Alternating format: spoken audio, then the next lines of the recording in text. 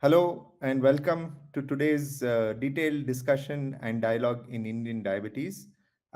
This is season 2 of our program, and we are dealing in episode 34. Today we have Dr. Muthukumaran, and Sir is a managing director of Diabetes and Medicare Center, and he is from Pondicherry, a wonderful city, and today Sir will be, he has a detailed and a long, experience in the field of diabetes, and he is practicing from 1996. So that's a long time. Sir has been, serving our nation in this field. It's a very very important. Uh, Field to be in, and with Sir's vast experience, we are going to be getting into the discussion for today's program. Over to you, Sir. Thank you, Dr. Bhograj. At the outset, I would like to thank for inviting me to talk on this obesity and overweight. Can I have my slides, please? Yeah, today's topic would be body weight. It's a risk factor for diabetes and cardiovascular disease. Regarding the epidemiology of obesity in India, obesity is a complex condition of increased subcutaneous and visceral adiposity. So, patient with the obesity have an associated with the adipose tissue dysfunction, the insulin resistance, which increases the risk of diabetes and cardiovascular disease. In urban India, almost 3 out of 4 Indians are overweight. The prevalence of abdominal obesity was found to be 40% in women and 12% in men. So the study shows that 5 to 6 out of 10 women between the age of 30 to 49 are abdominally obese. So the association of abdominal obesity in women is stronger with the older age group, urban residents, wealthier sections, and in non-vegetarians. So from this slide, you can see that 73% of urban Indians are overweight. This is almost half of urban Indians are obese. So the maximum age for risk are at between 28 and 38 years. This is more alarming for the future. So the Indians had increased biological risk for cardiovascular disease. So the Indians are known to have an highest risk of cardiovascular disease or coronary artery disease rate because of their phenotype. And the prevalence of cardiovascular disease in Indians living in India is 21%, 21.4% for diabetics and 11% for non-diabetics. So the prevalence of coronary artery disease in the rural parts of the country is nearly half than that of urban population in India. So in India, around 77 million people above the age of 18 years are suffering from type 2 diabetes. So this would get doubled probably after 2030 or 2040. So nearly 25 millions are pre-diabetic at risk of developing a diabetes in the near future.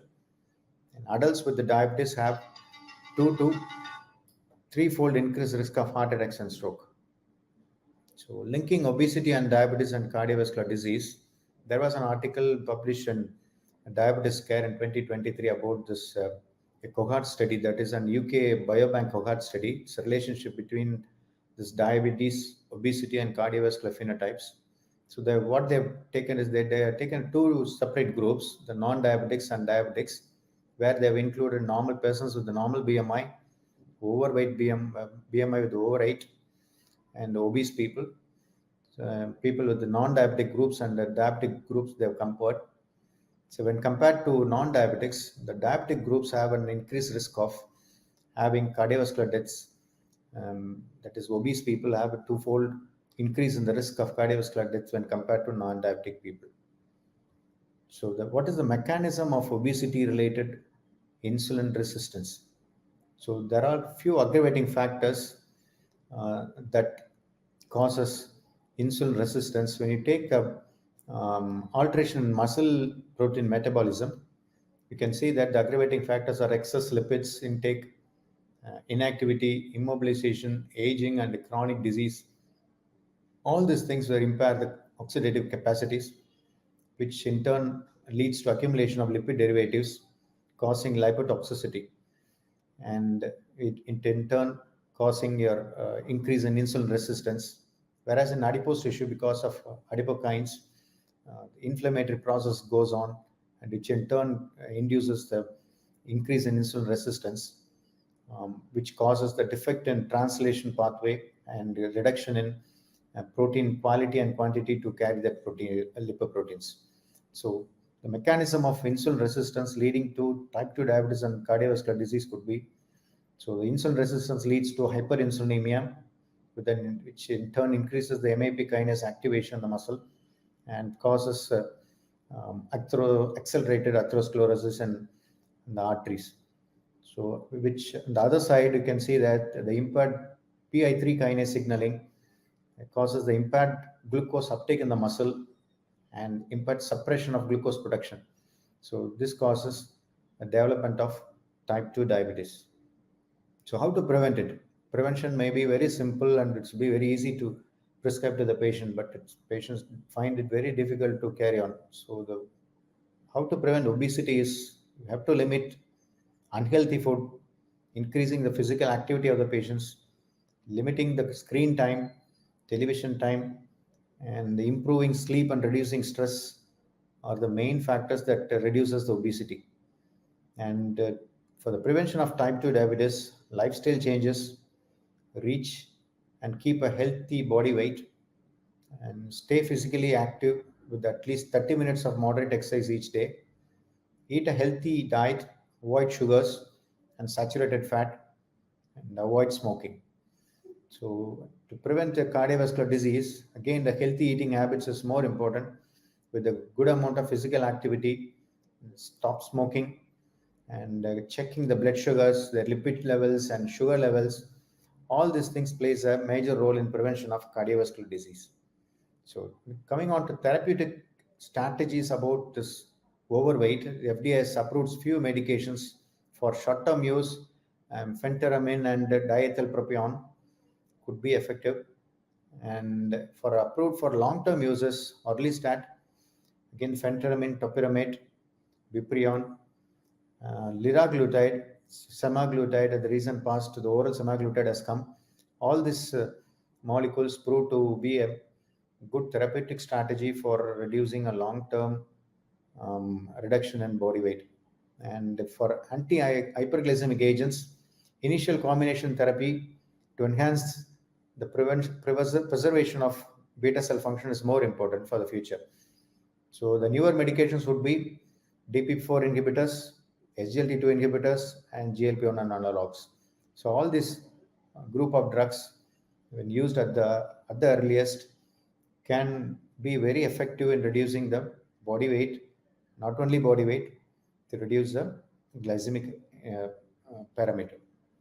So, as far as heart failure is concerned, heart failure with the reduced ejection fraction, according to American Heart Association guidelines, guideline directed medical therapy for heart failure with the reduced ejection fraction includes SGLT2 inhibitors, either dapagliflozin 10 mg once daily or empagliflozin 10 mg once daily. So, what is the effect of SGLT2 inhibitor for treatment of type 2 diabetes in patients with either preserved ejection fraction or reduced ejection fraction?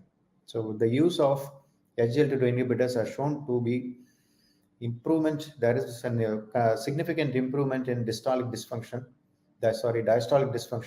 in patients with reduced ejection fraction or heart failure, and reduced oxidative stress.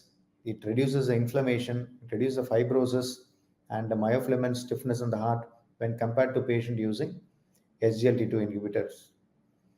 So the evidence-based study, there is a study which is 24 weeks international multi-center randomized double-blind parallel group placebo-controlled phase 3b study, where it has shown that the A1C and fasting plasma glucose are significantly improved from baseline with the use of dapagliflozin. So more patients achieved a therapeutic glycemic response when using a dapagliflozin. So the body weight and the systolic blood pressure were also significantly reduced from baseline over 24 and 8 weeks with the use of dapagliflozin. Okay. So how about using This SGLT2 inhibitor and dapagliflozin, that is DP4 inhibitor combinations. So both this have a different mechanism of action, whereas it gives a good amount reduction on HbA1c on a long-term use. SGLT2 inhibitors, you know that it's a newer anti-hyperglycemic class which inhibits the renal glucose absorption. It produces glycosurium. It promotes weight loss. It decreases the systolic and diastolic blood pressure and a lower risk of hypoglycemia. Whereas a DPP4 inhibitor, it's been there for quite a long time. It's been there in clinical use for more than 10 years. It inhibits GLP-1 and the GIP, so stimulates the insulin secretion from beta cell. It inhibits glucagon secretion from alpha cell. It's a weight neutral drug, that's the more advantageous, and lower risk of hypoglycemia. So with the combination, so we can see that improves both insulin resistance and the functioning of beta cell. It is safe and rapid. It's sustained glycemic control, whereas glycemic status is concerned. So it aids in reduction in body weight and blood pressure. It's more compliant. It's very cost effective. It reduces the pill burden also. Thank you for patient hearing. Thank you, sir. I think in a complex world that we live in, uh, I saw in your CV you are also, your keen interest in gestational diabetes as well as diabetic foot. Yes, Uh, sir. so, yes, sir. So now my questioning is going to be very simple, sir, and with to go into your detailed uh, experience that you have in this field. So when we are dealing with obesity, and I think when we look at majority of our rural population, we are all living in rural India, Yeah, and the kind of eating patterns that we have in our rural India. Um, we are starting to see more and more obesity, diabetes in our rural population itself. And yeah, so people were, before they were telling these are, diseases of the rich, but now it is definitely not the case. yeah, And so how do we now first step educate? What is the best you have found to educate your patient? Because everywhere you will tell, patient will come, you will explain to them, this is what you need to eat, this is the level of physical activity. So where do you feel that as doctors we are finding it more and more challenging because we are seeing so many patients. So where do you feel your impact is making a difference when we explain to patients and we educate the patients? What is your best practices when it comes to educating the patient, so the doctors listening in can use those best practices to help educate our patients better when we look at lifestyle diseases like obesity? yeah. See, the kind of practice I have is I have both a rural practice and urban practice for the past 25 years. So I have a different, happen to see different setup of patients, very poor patients, and in urban areas with very rich patients also. So how do I compare is, what I see for the past 25 years is the rural population has completely changed their lifestyle, and completely they've changed their eating habits also. And with the invent of the screens and everything, their sleeping habits and their traditional foods also, it has completely changed. And with the availability of a lot of fast foods in the rural areas, each and every bus stop has got a fast food right now in rural areas. So they are more fond of, children's in rural areas also more fond of. And I could see the incidence of obesity is also increasing in rural areas when compared to urban areas. For a comparison, in Pondicherry, where I am living is, there is a 1% increase in the incidence of diabetes in rural areas than urban area. So this was the last recent reports. So the lifestyle, the food habits, and the pattern of eating, the time they eat, and the time to go to the sleep, it's everything is completely changed. And educating them is really, it is very hard to find time to educate, because as in India, as a practitioners, we do see a lot of outpatients in our clinics.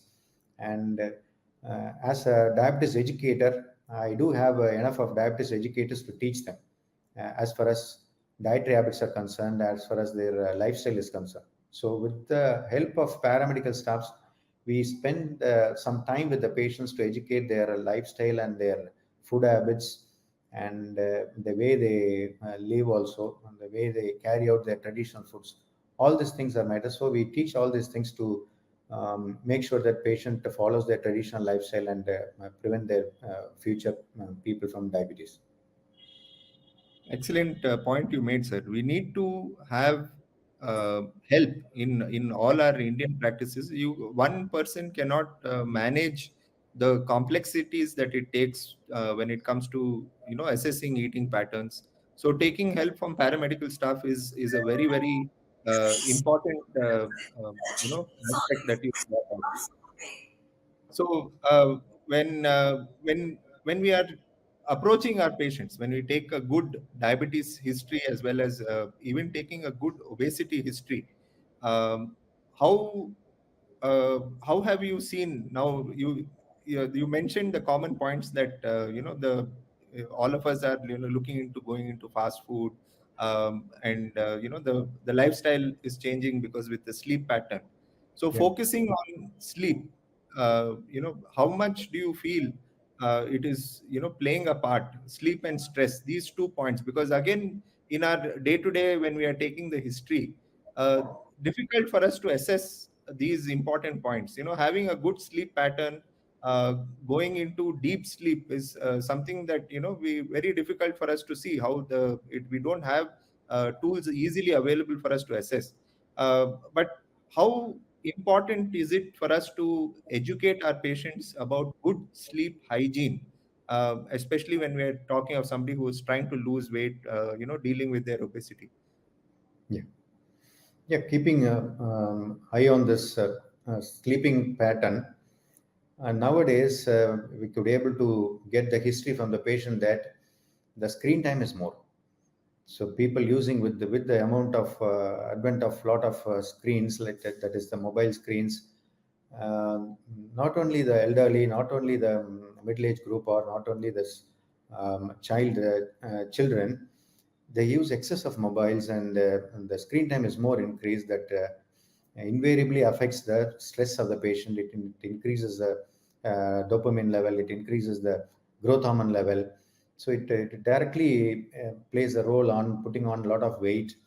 So we have to teach the patient that um, 10 o'clock to 6 o'clock would be a good sleeping pattern.